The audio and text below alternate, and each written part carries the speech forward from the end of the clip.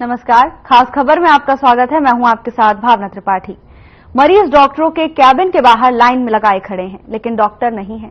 ये हालात इस वक्त हरियाणा प्रदेश के हैं। सरकारी डॉक्टर्स हड़ताल पर हैं। हरियाणा में कुल 159 सरकारी अस्पताल हैं, जिनकी ओपीडी में भी मरीजों को नहीं देखा जा रहा, जिसके चलते लोगों को परेशानियों का सामना करना पड़ रहा है। तो वहीं दूसरी तरफ डॉक्टर्स भी जिद पर अड़े हैं। एसोसिएशन के अनुसार सर्विस में रहते पीजी करने के लिए अब 1-1 करोड़ रुपए के 2 बॉन्ड भरने पड़ते हैं, जबकि पहले ये राशि 50 लाख रुपए थी। उनकी मांग है कि ये राशि 50 लाख रुपए की जाए। सीधी भर्ती ना कर पदोन्नति के माध्यम से सीनियर मेडिकल ऑफिसर बनाए जाएं।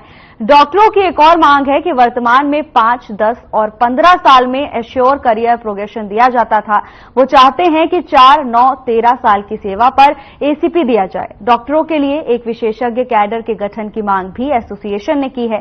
चंडीगढ़ के हरियाणा निवास में मुख्यमंत्री नायब सैनी के मुख्य प्रधान सचिव राजेश खुल्लर ने Haryana civil medical services association के साथ बैठक की। पहले दौर की बैठक करीब 4 घंटे तक चली। इसके बाद 2 घंटे देर रात स्वास्थ्य विभाग के सचिव सुधीर राजपाल के साथ बैठक हुई।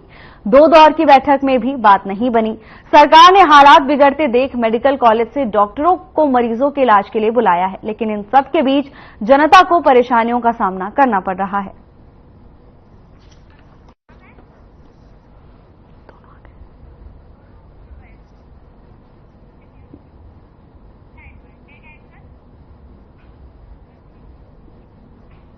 इसी पर चर्चा के लिए हमारे साथ खास मेहमान जुड़ गए हैं। रामराज्य शर्मा बीजेपी प्रवक्ता, वहीं नीरज गुप्ता कांग्रेस के प्रवक्ता हमारे साथ जुड़ गए हैं। रामराज्य शर्मा जी, सबसे पहले आपसे सवाल लेना चाहेंगे, क्योंकि निजाम जिसका होता है सवाल उसी से बनता है। आखिर ये डॉक्टर्स की हड़ताल कब तक, समाधान कब निकलेगा? देखो, जैसा कि आपको मालूम है भाई, ये गंभीर मामला है और सरकार इसके ऊपर बहुत ही गंभीर है, क्योंकि ये तो डॉक्टर को तो एक भगवान का रूप माना जाता है। इनको भी ज्यादा जिद नहीं करनी चाहिए। डॉक्टर से भी मैं इनकी एसोसिएशन से विनम्र आग्रह करता हूं। और माननीय मुख्यमंत्री जी के मुख्य प्रधान सचिव और एसीएस हेल्थ से भी कल इनकी बात हुई है, तो मैं समझता हूं कोई इनको समाधान निकल आएगा। और सरकार इस मामले में बहुत गंभीर है और इनको भी ज्यादा जिद नहीं करनी चाहिए। और मेरा डॉक्टर साहिबान से भी विनम्र आग्रह है कि वो ज्यादा हड़दर्ग में ना करें। वो जनता की भावना को देखते हुए, जनहित को देखते हुए भाई ये मामला सुलझाएं। और सरकार इस मामले में बहुत गंभीर है और सरकार तो हर मामले में गंभीर है। जिस तरह से सरकार सबको, सबका साथ, सबका विकास, सबका विश्वास, इस पैटर्न पर सरकार काम कर रही है। और आज किसान का बेटा, मजदूर का बेटा, गरीब का बेटा, आज जिसकी 3 पीढ़ी खाली चली, कोई चपरासी नहीं लगा था, क्लास 1 अफसर लग रहा है, अपना अपना गौरव की बात है। ये हमारी सरकार ने किया है। और कांग्रेस तो झूठ की राजनीति करती है। इनका काम है झूठ बोलना, लोगों को बरगलाना। और झूठ बोल के इन्होंने जिस तरह से झूठ बोला, संविधान बदला जा रहा है। इन्होंने झूठ बोला आरक्षण खत्म किया जा रहा है। इन्होंने झूठ बोला बहनों के खाते में 1 लाख रुपए सालाना आ जाएंगे। इन्होंने झूठ बोला 8,500 रुपए बहनों के खाते में आ जाएंगे। खटाखट फटाफट वो खटाखट फटाफट वाले भागे फिर रहे, बहनें पीछे पीछे भाग रही हैं। ये काठ की अंडी एक बार इनकी चढ़नी थी, चढ़ गई। जनता अपने आप को ठगा महसूस कर रही है और जनता जाग चुकी है। इनकी बहकाई में आने वाली नहीं है। तो मैं समझता हूं जिस तरह से माननीय मुख्यमंत्री जी और माननीय हमारे प्रदेश अध्यक्ष जी, इनकी राम लक्ष्मण की जोड़ी है और बहुत अच्छा काम कर रही है। छत्ती बरादरी का आशीर्वाद इनके साथ है और छत्ती बरादरी के आशीर्वाद से मैं कह सकता हूं कि तीसरी बार हमारी सरकार बनने जा रही है। नायब सैनी जी दूसरी बार मुख्यमंत्री बनने जा रहे हैं, क्योंकि काम बोलता काम। 5 लाख तक का इलाज हमने फ्री कर दिया है। किसानों की उपज का सबसे ज्यादा भाव हम दे रहे हैं। और पहले इनके टाइम में क्या होता था, सेक्शन 4(6) का नोटिस समाया, किसान की जमीन सस्ते भाव में हड़प ली, महंगे भाव में बिल्डर को बेच दी। 1-1, 2-2 रुपए के चेक किसान की उपज उसका प्राकृतिक आपदा में आते थे। और जिस तरह से हमारी सरकार पारदर्शिता से काम कर रही है और ये समस्या भी बहुत जल्दी हल हो जाएगी, क्योंकि सरकार इस मामले में बहुत गंभीर है। और मेरा उधर से भी उनकी एसोसिएशन डॉक्टर साहिबान की एसोसिएशन से भी नंबर आग्रह है कि वो जनहित को देखते हुए ज्यादा जिद ना करें और इसका समाधान निकालने में भी सहयोग करें, क्योंकि सरकार ने काम ऐसा किया है। आज छत्तीस बिरादरी खुश है माननीय मुख्यमंत्री जी के कार्यों से, भाजपा की नीतियों से, उनकी सिद्धांतों से, और जिस तरह से विश्व के सबसे लोकप्रिय और प्रधानमंत्री आदरणीय नरेंद्र मोदी जी ने विदेश में हमारा डंका बजाया है, विदेश में हमारी धाक जमाई है, आर्थिक दृष्टि से हम मजबूत हुए हैं, रक्षा के क्षेत्र में हम आत्मनिर्भर हुए हैं, और सपने में भी नहीं सोचा था हमने कभी धारा 370 और 35 से जम्मू कश्मीर से हट जाएगी, एक भव्य ऐतिहासिक राम मंदिर का निर्माण होगा। ये हमारे चाणक्य की भूमिका में है। आदरणीय अमित शाह जी जो सरदार पटेल जी के बाद में सबसे मजबूत गृह मंत्री माने जाते हैं, उनका दूसरा रूप भी मैं कह सकता हूं, उनकी अहम भूमिका रही है। और हरियाणा में जिस तरह से विकास कार्य हो रहे हैं, हरियाणा एक, हरियाणवी एक, सबका साथ, सबका विकास, सबका विश्वास, तो मैं समझता हूं तीसरी बार हमारी सरकार बनने जा रही है। और इनकी ये झूठ की दुकान है, इनकी इन्होंने झूठ बोला कि भाई बहन, झूठ बोला कि आरक्षण खत्म किया जा रहा है, इन्होंने झूठ बोला कि संविधान खत्म किया जा रहा है। तो इस तरह से ये ठगी ठोरी करके, झूठ बोल के ये 5-4 सीट ले गए। आगे जनता जाग चुकी है, अपना आपको ठगा महसूस कर रही है और इनको वोट देकर पछता रही है। आगे इनकी कहीं दुकान में सौदा सजने वाला नहीं है, इनकी झूठ की दुकान थी वो बंद हो चुकी है। नीरज जी, लगातार ये हड़ताल जारी है डॉक्टर्स की, मरीजों को परेशानियों का सामना करना पड़ रहा है, कांग्रेस इसे कैसे देखती है? क्या लगता है ये बात कब तक बन पाएगी? देखिए, मैं सब बात समझता हूँ, पहले तो इनकी बात को जवाब दूंगा। मेरे भाई को शायद आप याद करा देते, ये डिबेट मेडिकल पे है ना कि विधानसभा चुनाव पे है, क्योंकि विधानसभा चुनाव में तो डिबेट भारी होती रहती है। इनकी रटी रटी बातें हैं, एक बात को 10 बार करना, टाइम खराब करना। देखो, हड़ताल पे एक शब्द नहीं बोला, अरे हड़ताल पे बोल रहे हैं तो बीच में क्यों बोल रहे हो? बीच में क्यों? हमारे इनको चुप कराइए, मैं तो डिबेट छोड़ रहा हूँ। इस बंदे की देखो, कल भी इनको एक चैनल में तगड़ी झाड़ पड़ी, एंकर ने झाड़ा है इनको बिल्कुल भी वो नहीं है, बिल्कुल कैसे बोले। आप इनको चुप कराइए, देखिए आप इनको चुप कराइए। बातों को सुनिए, किया जा रहा है। आपने झूठ बोला, बहनों के खाते में 8,500 शर्मा जी, चर्चा को ध्यान से सुनिए। फटाफट वाले इनको बोलने दो, बोल लो। रामराजी जी, उन्होंने आपकी बात को बेहद गंभीर तौर पर सुना, आप भी सुनिए ताकि आप भी जवाब दे सकें। क्योंकि आगे चलने वाली नहीं है, जनता अपने आप को पछता रही है, जनता अपने आप को ठगा महसूस कर रही है। ना आप कह रहे हो ना भाई, अरे भाई ये बात कहने में क्या दिक्कत आ रही है? आपको अच्छा काम करा तो सरकार की तारीफ भी करनी चाहिए आपको। आपके टाइम में भर्तियां कैसे होती तो बताइए ना। अरे 56 साल में हम लोगों की समाज जनता के लिए कर रहे हैं, उनके सामने ही आपकी बात नहीं रखी जा सकेगी। समाज का सीमा आपने क्यों नहीं बनाया? 56 साल हो गए थे, किसने रोका था आपको? हमारी सरकार ने बनाया, अब भाजपा ने बनाया। रामराजी शर्मा जी और नीरज जी, आप दोनों एक दूसरे की बात को धैर्य से सुनिए। देखिए, प्लेटफॉर्म आपके लिए है, आप जनता को अपनी बात पहुंचाने में समर्थ है। ओबीसी चेहरा लाएंगे क्या बताइए आप? पीएम कह रहे ओबीसी समाज से लाएंगे क्या? एससी समाज से लाएंगे क्या? बताइए ना आप। रामराजी शर्मा जी, आप शांत रहेंगे तब आप जवाब सुन पाएंगे। मैंने बोलने दो जी, मैं डिबेट छोड़ देता हूँ, ये व्यक्ति की आदत है हर डिबेट पे मैं छोड़ रहा हूँ, लीव कर रहा हूँ मैं। नहीं, आप अपनी बात को रखिए नीरज जी, रामराजी शर्मा जी सुनेंगे। देखिए, मुद्दा है हमारी हड़ताल का, उस बात पर नवाज जवा करके डिबेट को घुमाने की आदत है। मैं हड़ताल पे बोलूंगा जो आपने मुद्दा दिया है, ना कि विधानसभा चुनाव का मुद्दा है। देखिए, जो हड़ताली डॉक्टर है, ये पुराना मुद्दा है। आज से 8 महीने पहले हड़ताल हुई थी, तो वो परेशान इस बात से नहीं है हड़ताल से, वो परेशान इस बात से हमको झूठा आश्वासन दिया गया था, भाई आपका 5-6 महीने में ये बॉन्ड का मामला, जो भी मामले हैं, आपका सोल्यूशन कर दिया गया। आपको ध्यान है 6-7-8 महीने पहले भी डॉक्टर हड़ताल पे गए थे, तब भी कोई काम नहीं हुआ। तब भी ये सागवान जी जो हेड थे, उनको आश्वासन दिया गया था खट्टर सरकार में, उस समय मनोहर खट्टर जी थे, उनके प्रधान सचिव थे, उनकी तरफ से आश्वासन दिया, इस मामले को निपटा दिया जाएगा।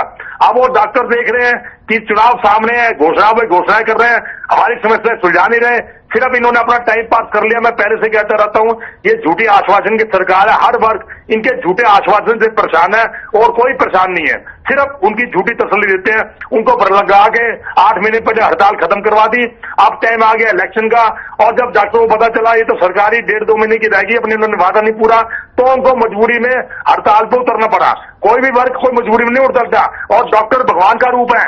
देखिए, डॉक्टर भगवान का रूप है, पहले कानून व्यवस्था का दिवाला पीटा, अब डॉक्टर के हड़ताल का दिवाला पिला, कानून व्यवस्था का हाल देखिए। अब ये मैं इनसे कहना चाहूंगा, अपनी सरकार से बात कीजिए, आप प्रवक्ता होंगे रहते अपनी सरकार की व्यवस्था कीजिए, इसे राजनीतिक मुद्दा न बना के जनहित का मुद्दा बनाया जाए। क्योंकि प्रदेश की जनता आपके लिए इस हड़ताल को जल्दी से खत्म कराया जाए। जो आपने उनको ये नहीं पता, देखिए सरकार और मेडिकल एसोसिएशन के बीच की बात है, सागवान जी और उनके प्रिंसिपल सेक्रेटरी की बात है। 8 से 8 महीने पहले क्या वादा हुआ, लिखित में क्या वादा हुआ, वो सार्वजनिक तो हुआ नहीं। वो या तो डॉक्टर जानते हैं या इनकी सरकार जानती है। आपने जो भी लिखित आश्वासन दिया, मैं आप पे कोई जान नहीं लगा रहा, आपने उनको जो भी तसल्ली करी, जो भी लिखित आश्वासन दिया, पिछली बार हड़ताल खत्म करवाई, वो उनकी पूरी कर दीजिए। जब उनका आश्वासन पूरी हो जाएगी, हड़ताल अपना पूरी जाएगी। प्रदेश की जनता को ख्याल करिए, क्यों प्रदेश की भगवान, ये डॉक्टर भगवान रूप होता है, प्रदेश की जनता मारी मारी फिर रही है, बताइए क्या इलाज कराएगा। रामराजी शर्मा जी, देखिए ये मामला आज का तो नहीं है, पहले भी ऐसी मामला सामने आया था, आश्वासन भी दिया गया था, तो अब दोबारा हड़ताल करनी पड़ी, क्या वजह है? राज्य से रिक्वेस्ट करता हूं, इल्जाम न लगा के। मैं आप और सरकार, डॉक्टर और सरकार के बीच की बात है, आपने उसमें कोई साजिश तो किया नहीं। 8 महीने पहले जो भी आपकी वार्तालाप हुई, जो भी आपने उसमें कहा कि मैं कमिटमेंट पूरी करेगी सरकार, वो कमिटमेंट पूरी कर दीजिए, डॉक्टर हड़ताल खत्म कर देंगे। इसमें क्या गलत बात है? ठीक है, आपकी बात पहुंच चुकी है। रामराजी शर्मा जी, देखिए आपने सुना नीरज गुप्ता को, काफी लंबे समय से ये मामला चला आ रहा था, आश्वासन भी दिया गया, अब दोबारा हड़ताल की क्या जरूरत पड़ गई? देखो, कोई भी डॉक्टर ये सरकार निर्णय लेती है और जनहित को ध्यान में रखते हुए लेती है। हमारे लिए जनहित सर्वोपरि है, तो बहुत जल्दी इसका समाधान हो जाएगा। और माननीय मुख्यमंत्री जी, हमारी सरकार इस मामले में बहुत गंभीर है, लेकिन इसका मतलब ये भी नहीं वह जनहित की भावना को नजरअंदाज किया जाए। कोई भी फैसला सरकार लेगी वो जनहित के हित में लेगी, और इसलिए मेरा डॉक्टर एसोसिएशन से भी, उनसे भी विनम्र आग्रह है कि जनहित के लिए वो भी अपना ज्यादा जिद ना करें, और सरकार उनके मामले में गंभीर है, और जनहित के लिए वो भी अपनी हड़ताल वापस लें, मेरा उनसे भी विनम्र आग्रह है। तो इन्होंने भाई ने ये बात तो कही नहीं।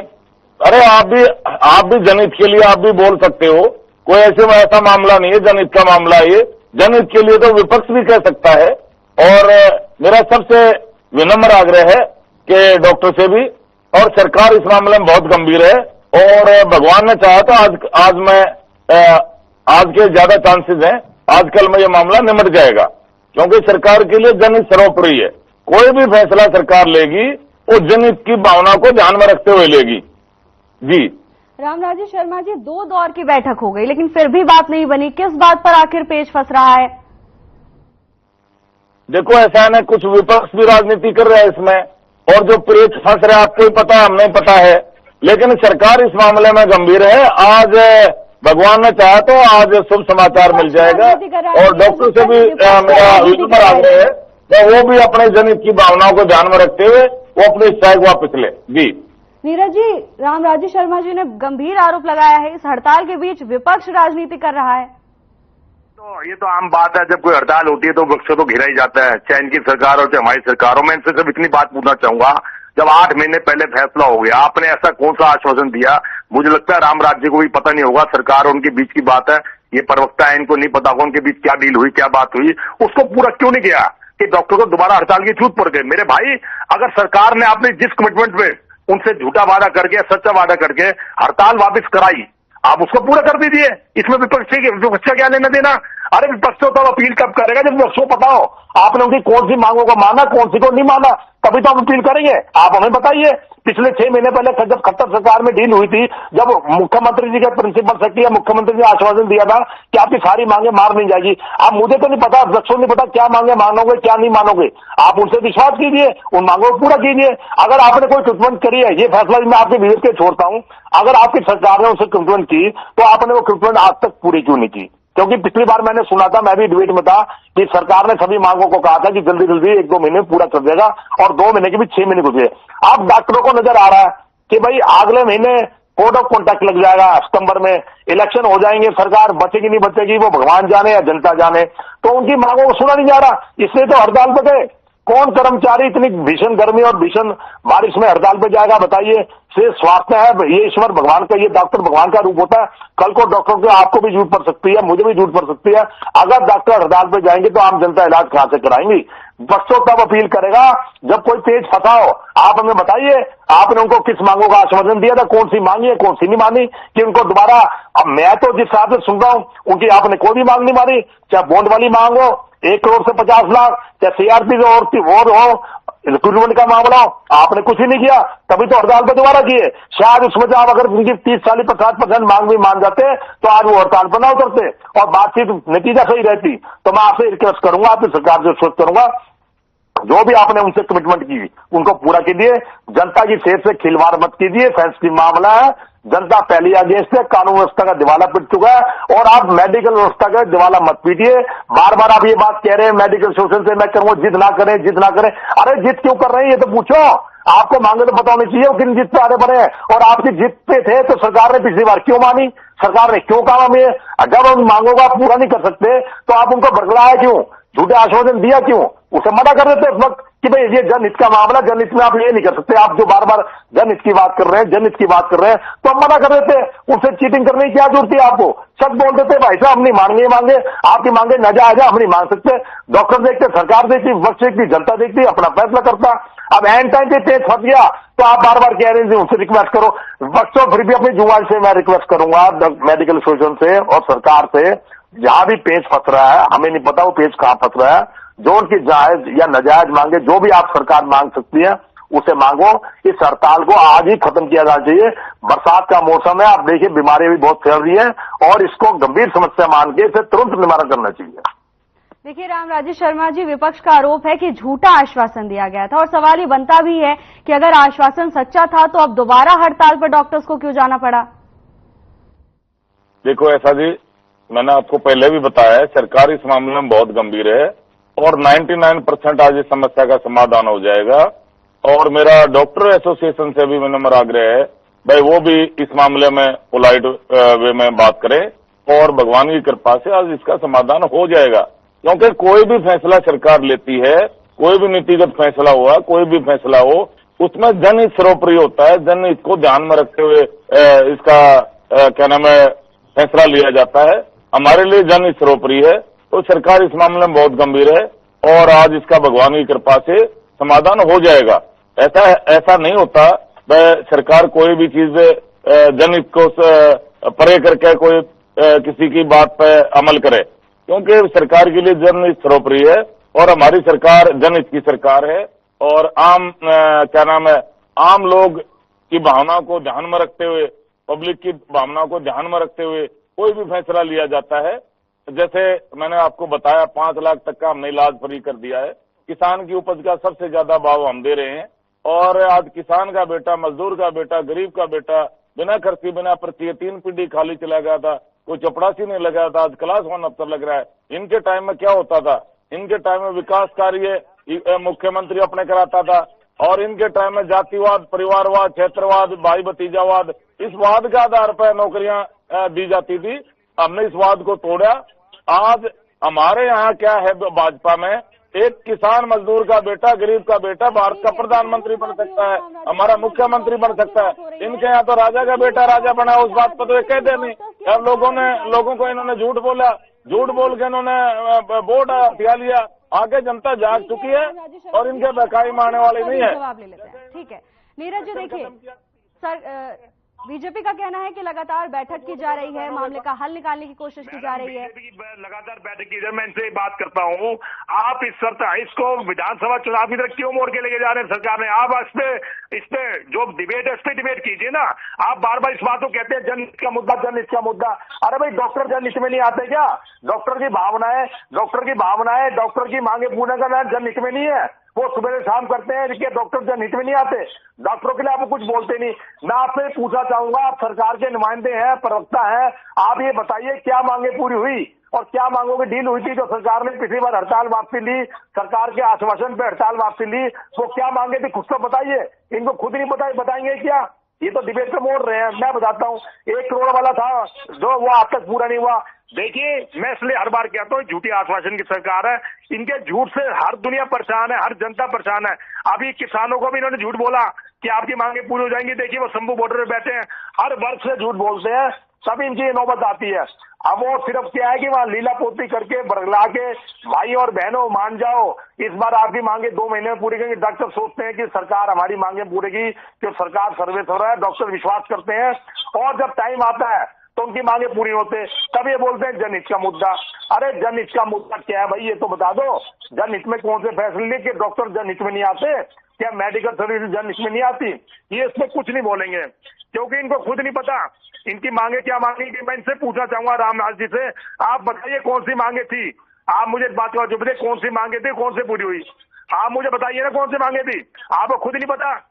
आप डिबेट करने आ जाते हो, आपकी तैयारी है नहीं, आपको पता नहीं कौन सी डॉक्टर की मांगे, कौन सी। मैं बताइए कौन सी डॉक्टर की मांगे मानी है और कहाँ अड़चन है? आप बताइए ना कहाँ अड़चन है? अरे भाई कौन सी डॉक्टर की मांगों में कहाँ अड़चन है तो बताइए मुझे। बोलते जा रहे हैं, इस बात का वो जवाब ही नहीं। बात नहीं बनेगी। डॉक्टर्स परेशान है तो उनकी समस्या का समाधान भी निकालना पड़ेगा। केवल विनम्र निवेदन करने से जनहित नहीं हो सकता। तो यही पूछना चाहूंगा जी कि इन प्रवक्ता होने के नाते इनको पता होना चाहिए डॉक्टर की कौन सी मांगे नाजायज है, वो जवाब देंगे तो है। आपकी बात का भी जवाब दे देंगे। सुनी होगी उन्होंने आपकी बात, अपनी बात में उसको ऐड ऑन कर देंगे।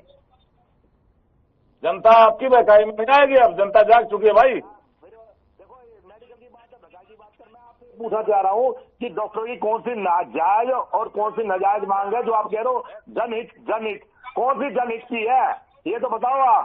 ये तो बोलते ही नहीं, ये अपने रटा टेप रिकॉर्डर चालू हो जाता है, काट की हंडी 307, ये ऐसे काट की हंडी ये रिकॉर्ड करके आते हैं, इनको और तो कुछ आता नहीं। नीरज जी, आप रामनाथ शर्मा जी को बोलने का सरकार के बीच की बातें, कुछ बातें ऐसी होती हैं जो उनके बीच का मामला बीच में रहना चाहिए। आप कह रहे हो जब जनहित का मामला, आप कह रहे हो जब जनहित का मामला कौन सी मांगे मांगेगी, कौन सी नहीं मांगेगी, बताइए मुझे। आपका समाधान हो जाएगा जब।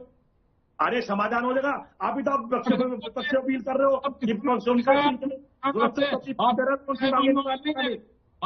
काम है समाधान हो जाएगा तो दोबारा साल में गए क्यों? वो दोबारा आपने किसानों को बरगलाया, आप गांव किसान एक एक करके अपनी बात को रखिए। नीरज जी, आपने अपनी बात रख ली है, रामराज शर्मा जी को बोलने का अवसर दीजिए। आशा है वो आपकी बात का जवाब दे देंगे। कुछ चुनाव लड़ेंगे वो आपकी सीमा से बाहर चले गए किसान भी, जो आपने भड़काया था उनको। आपकी आवाज नहीं आई, दोबारा अपनी बात को दोहराइए।